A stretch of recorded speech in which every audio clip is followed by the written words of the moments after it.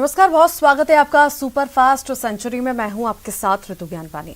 बात करेंगे ग्वालियर की, जहां पर हाईकोर्ट से बड़ी खबर है। पंचायत चुनाव को लेकर नोटिस जारी किया गया है। एचसी ने सरकार को नोटिस जारी किया है। सरकार चुनाव को लेकर लाई थी अध्यादेश। रोटेशन सिस्टम पर लागू करने की एचसी से मांग, 4 हफ्ते में सरकार से जवाब मांगा है। कल्लू राम सोनी ने हाईकोर्ट में याचिका दायर की है।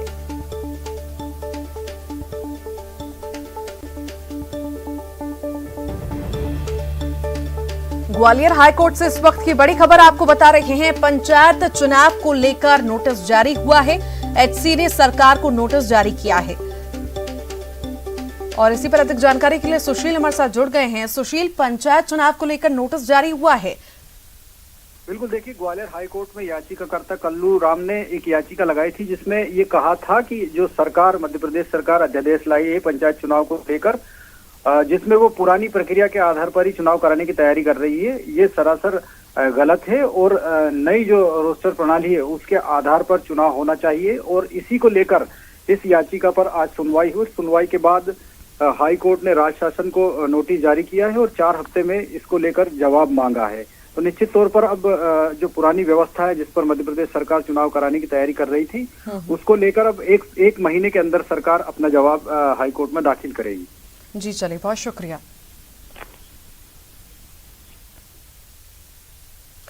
बालाघाट में ईओडब्ल्यू का छापा मारा गया है। बता दें, समन्वय अधिकारी के ठिकानों पर छापा मारा गया है।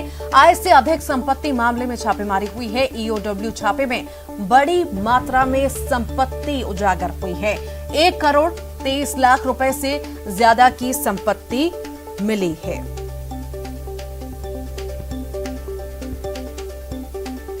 बालाघाट में ईओडब्ल्यू का छापा, समन्वय अधिकारी के ठिकानों पर छापामार कार्रवाई की गई है। आय से अधिक संपत्ति मामले में छापेमारी की गई है। ईओडब्ल्यू छापे में बड़ी मात्रा में संपत्ति उजागर हुई है।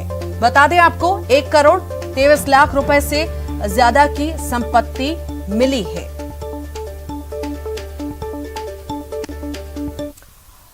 कोरोना जैसी गंभीर बीमारी को लेकर पर्यटन मंत्री और संस्कृति मंत्री उषा ठाकुर ने फिर एक बार अजीबोगरीब बयान दिया है। उन्होंने कहा कि टंटिया मामा भील के ताबीज से कोरोना नहीं होता और बीमार लोग भी ठीक हो जाते हैं। टंटिया मामा की बलिदान स्थली पातालपानी में उनके बलिदान दिवस के कार्यक्रम में शामिल होने वाले लोगों को कुछ नहीं होगा। बता दें कि पातालपानी में 4 दिसंबर को टंटिया मामा भील के बलिदान दिवस पर 1 लाख से ज्यादा लोगों की भीड़ जमा होगी और ऐसे में कोरोना का फैलने का खतरा भी बढ़ेगा। इसी को लेकर पूछे गए सवाल पर मंत्री उषा ठाकुर ने कहा कि टंटिया मामा भील के ताबीज से कोरोना नहीं होता। पर्यटन मंत्री के इस बयान को लेकर कांग्रेस ने तंज कसा है।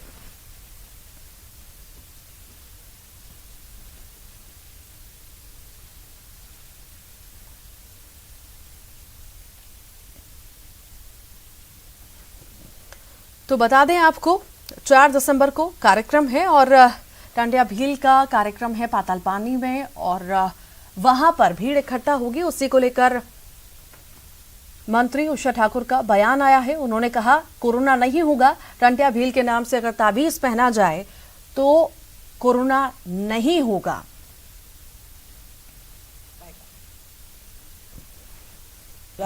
मेरी दृढ़ आस्था और विश्वास है कि कहीं कुछ होना नहीं हुआ। सब स्वस्थ। आपको ये जानकर आश्चर्य होगा कि टंटिया मामा के ताबीज जो बंटते हैं उनसे लोग स्वास्थ्य लाभ हासिल करते हैं। असीम आस्था है वहाँ और इतने बड़े क्रांतिकारी को हम प्रणाम करने जा रहे। कहीं कोई ना प्रकृति न परमात्मा, कहीं कोई व्यवधान किसी प्रकार से पैदा नहीं हो पाएगा। सोचने में आ रहा है कि इतनी बड़ी साइंटिस्ट, इतनी बड़ी वैज्ञानिक भारतीय जनता पार्टी में है, जो इन्होंने पहले भी गोबर के कंडे से, गोमूत्र से और हवन से कोरोना भगाने का आह्वान किया, लेकिन भारतीय जनता पार्टी ने, सरकार ने इनकी बात नहीं मानी, तो बेचारा लाखों लोग बिना इलाज के मर गए। अब उन्होंने नया एक लेकर आई है कि टंटिया मामा के ताबीज से कोरोना की रक्षा हो सकती है, बीमारियों की रक्षा हो सकती है। तो क्यों ना उषा ठाकुर जी को, जो पर्यटन मंत्री है, इन्हें इसका ब्रांड एम्बेसडर नियुक्त किया जाए और ताबीज पूरे प्रदेश में बंटवाया जाए ताकि कोरोना से हमारी रक्षा हो सके।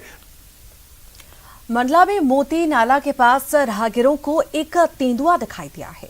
तेंदुआ रात के समय राहगीरों के सामने काफी देर तक चहलकदमी करता रहा। जहां ये तेंदुआ दिखा वहां रहवासी इलाका है। तेंदुए को चहलकदमी करते देख राहगीरों ने इसे अपने कैमरा में कैद किया और इस वीडियो को वायरल कर दिया।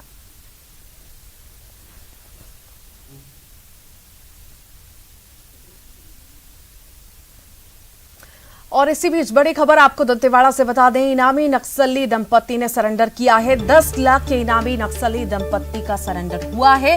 बता दें आपको, एसपी और सीआरपीएफ डीआईजी के सामने सरेंडर किया गया है। प्लाटून कमांडर पैजा ने किया है आत्मसमर्पण। पत्नी तुलसी मड़वी ने भी समर्पण किया है। जवानों पर हुए कई हमलों में शामिल था। अलग अलग हमलों में 74 जवानों को शहादत मिली। घर वापस आइए अभियान में सफलता मिल रही है। अब तक 459 नक्सली समर्पण कर चुके हैं।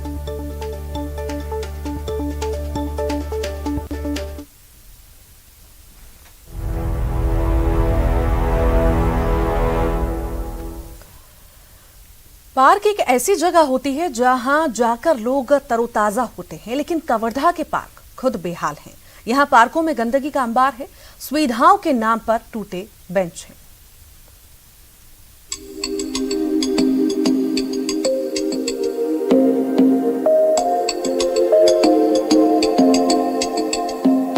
भाग दौड़ भरी जिंदगी में फुर्सत के 2 पल बिताने लोग पार्क में जाते हैं।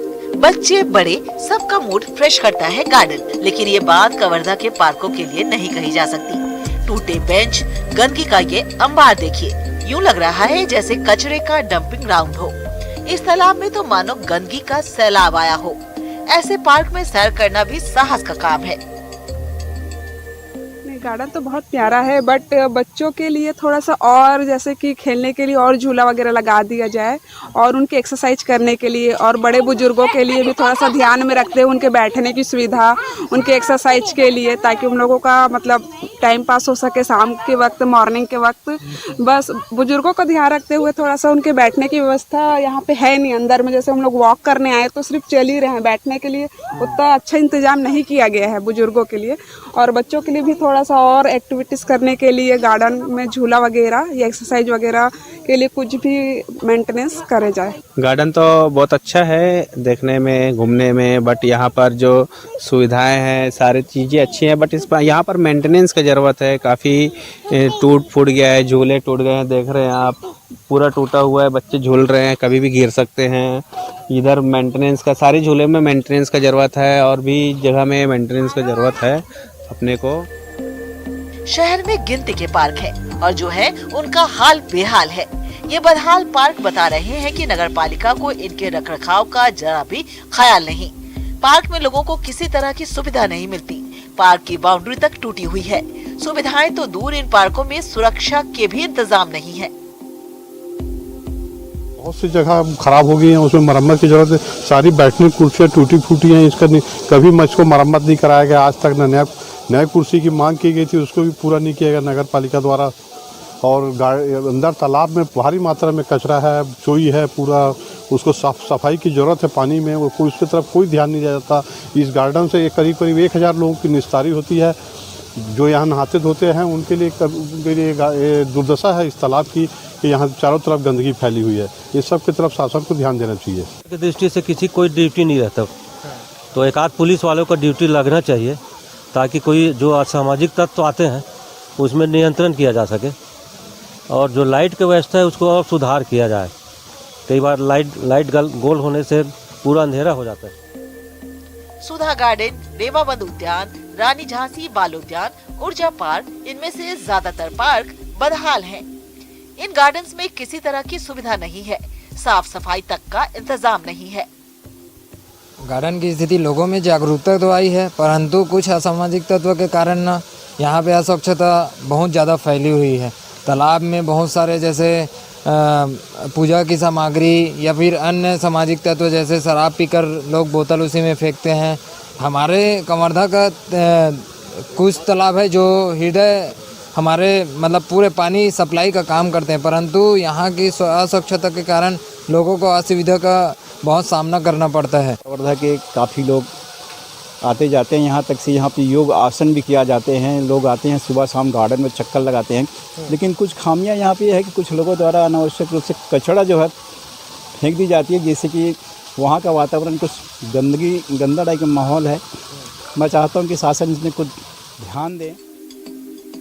शहर के पार्कों के रखरखाव की जिम्मेदारी नगरपालिका की है, लेकिन इन पार्कों का हाल देखकर ऐसा नहीं लगता है कि नगरपालिका अपनी जिम्मेदारी सही तरीके से निभा रही है।